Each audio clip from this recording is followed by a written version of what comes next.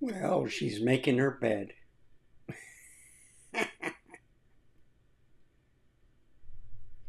All right.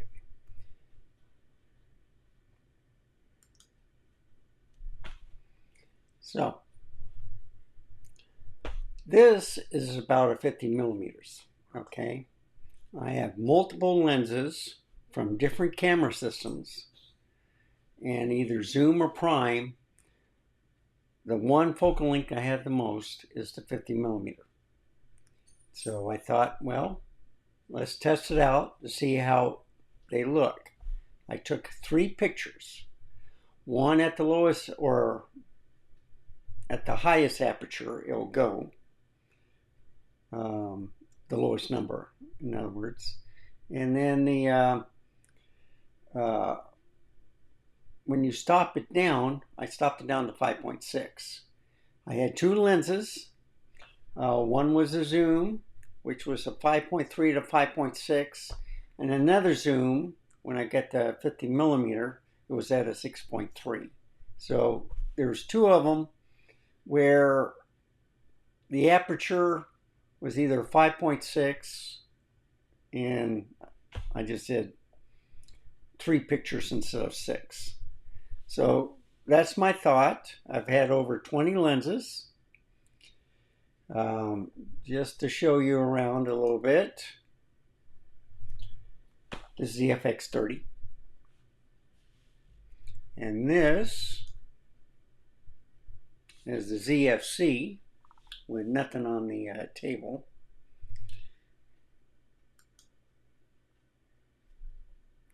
And I thought I'd try out this lens. Okay, this is a Zeiss. It's a 50 millimeter f2. Manual focus lens, f-mount. Looks pretty sharp, doesn't it? I can do this. And if I don't mess up the mouse. So what do you think? We get look. See, with manual focusing, it kind of reminds you of. So it might just be right in focus right there. And I'll bring this back down a little bit. Okay, these lenses are still good. Yes, they're manual focusing.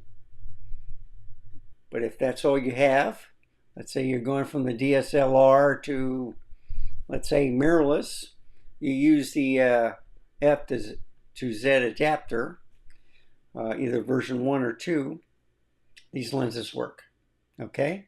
You just set up your camera to non-CPU and have at it. Looks good, doesn't it? That's why I decided to test out the 50 millimeter. If I look good on different camera systems with the lenses, whatever your budget is, buy it, make it work, and then when you have them funds, you can upgrade to the better version. This still isn't bad. Okay, I like the color edition. I like Zeiss lens. I have them for Sony, and I have them for the L mount. They're great. So let's go and watch a movie, and I'll get back to you with a little slideshow and a little discussion. All right, folks. So I'm showing off a whole bunch of lenses. Okay. Get some light in here. The one focal length out of all the lenses I own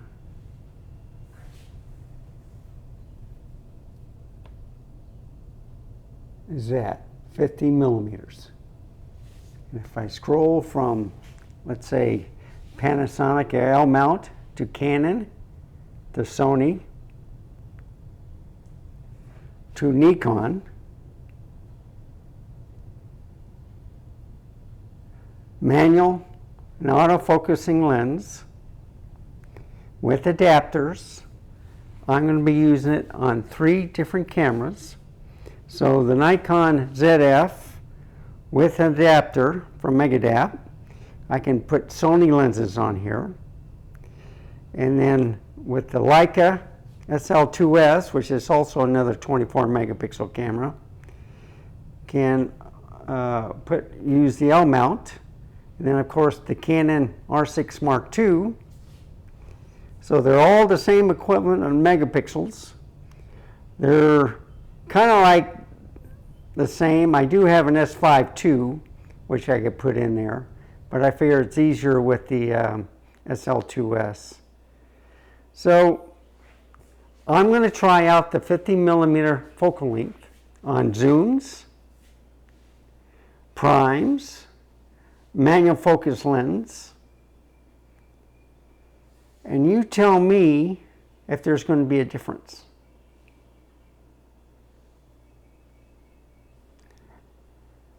So stay tuned. This is inning number 1. Batter up.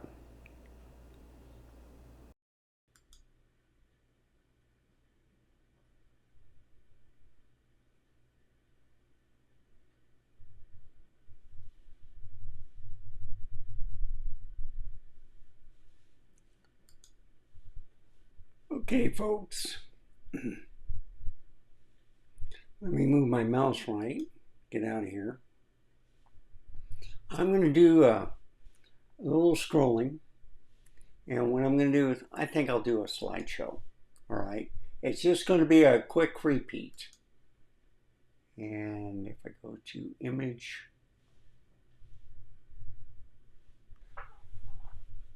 I gotta look for it.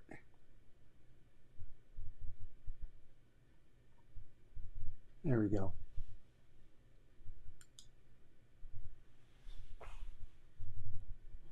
So, what you're looking at is 3 basic pictures of each lens. One at, let's say the highest aperture can go to like f1.2, 2.8, 2.0, whatever. If it was a zoom lens, it was like a 3.5, 4, and they can go all the way up to a 6.3. Like I said earlier, there was 2 lenses that had one was a 6.3, which was the 24-200 at 50 millimeter, and the other one was another lens. It was a kit lens, 24-50, which was a 5.3. And then when I stopped up to 5.6, it was just one more stop. So anyhow, you're watching just the same thing. Can you tell the difference between different 50 millimeters if it was either zoom or prime? That's what we're discussing today. As far as I can see, they all look the same.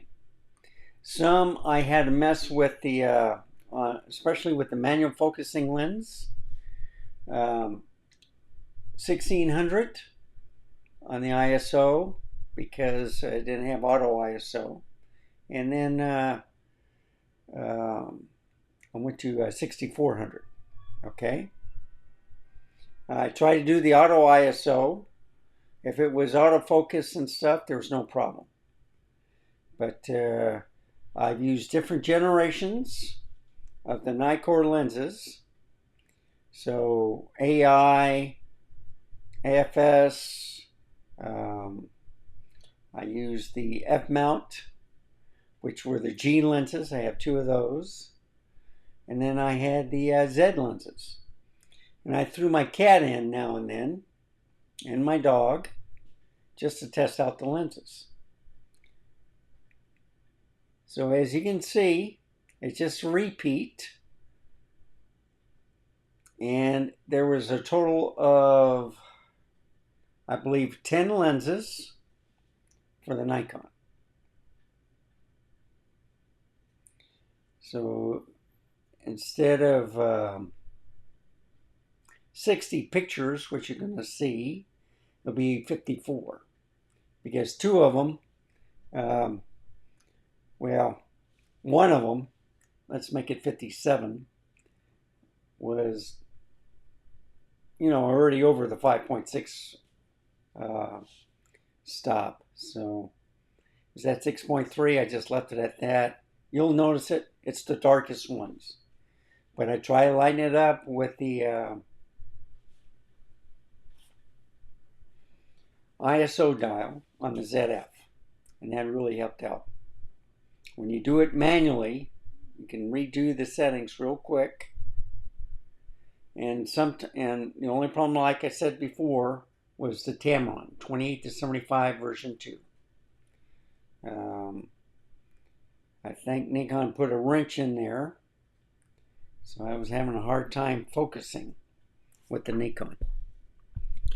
But I tricked it by putting the Nikon's version, and then you'll hear me repeat it in the next video also.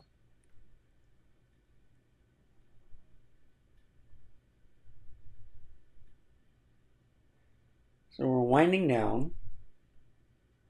It's almost over. It's just showing you, I can't see a difference, okay? Sometimes a little bit closer, sometimes a little bit further. But if you look at it, basically, they all look the same. And you really can't tell if it was a prime.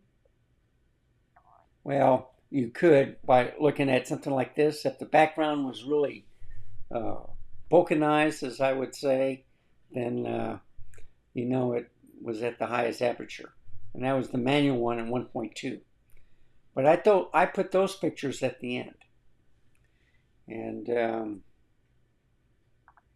also put the 28-75 on the Tamron at the end also, just to explain some things. I already explained it basically what was going on, but I went online for the firmware update. They did not have one for the Nikon. So with Megadap, usually if you get it like for the Sony, it should work. And I got a little funny thing to explain to you with, besides the size on my Z6 II manual focus lens. Now you see how bright that is? Guess what lens that is? And look at the bokeh in the back. That's the pre-AI, and it's an f1.2. Now it's stopped down at 5.6.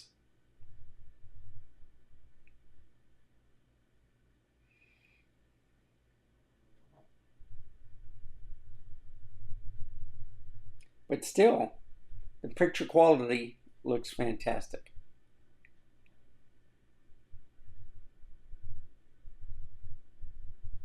Everything was in focus. Peak focusing was working great. I had to redo 3 of the photos because I was a little bit off with that manual focusing lens. So I reshot it. Because a lot of those lenses weren't stabilized. But as you can see, it's just a repeat. I'll end it right here. And I'll close this. I'm thinking I'm getting to the end. Yeah. So I just want to go all the way down. All right. Just to show you how dark it got. This is with the Tamron lenses. Okay. I had to do a couple of things to get it going good. This is the 1. I think I redid the 1.2. Let me take a look. No, this was the Tamron 2.8. So I had to mess with the ISO. It was something else, folks. Anyhow, it got better once I figured out what to do. But you can see how dark it is in the back. So a lot of people like to look at this. The light is down, it's full blast. It's a lot brighter. If I can show you, yeah, see how bright it is compared to this lens. And this is the Nikon 28-75. at 2.8. No, I'm sorry, that's at 5.6. That's at 2.8. So as I went down with the Tamron, had trouble.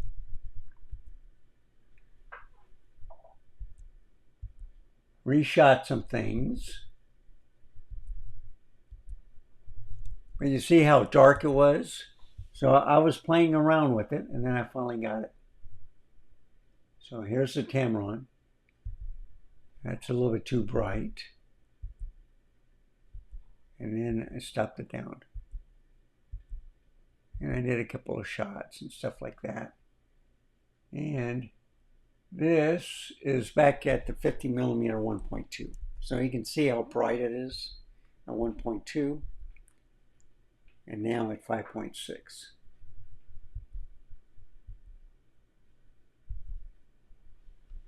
So anyway, that takes care of the Nikon. So this is part one. Z8. That's what I used to videotape the first part with the Rode lavalier mic. Okay. I'm using the Megadapt ETZ 21 Pro adapter. I have a Sigma 10-18 on here. It's a full frame lens, and it's for Sony. That's the other wrench I threw in there. With adapters, you can utilize different lenses on different camera systems just to save you money. You pay a little bit for the adapter, but if the firmware is up to date, you take pictures, they work fine. I just want to add that in there. Zeiss is looking great. Usually I have the Z 50 millimeter f1.8. I did use, and I have to rebut the one I said earlier, the Nikon 50 millimeter f1.2 was the one that was showing how it was, the bokeh was fabulous in the back. The pre-AI 50 1.2 was at the end. Okay, so what I was showing with the bokeh was actually the 50 millimeter f1.2. The 85 and the 50 just knocked it out of the park. I like the 100 millimeter, 105 millimeter macro. I love that lens. I love the 85 on the f1.8 also. But I've also put in the 50 millimeter f2.8 macro. I put in kit lenses, you know, the 24 to 70 f4, the 28 to 75 on the Nikon and Tamron.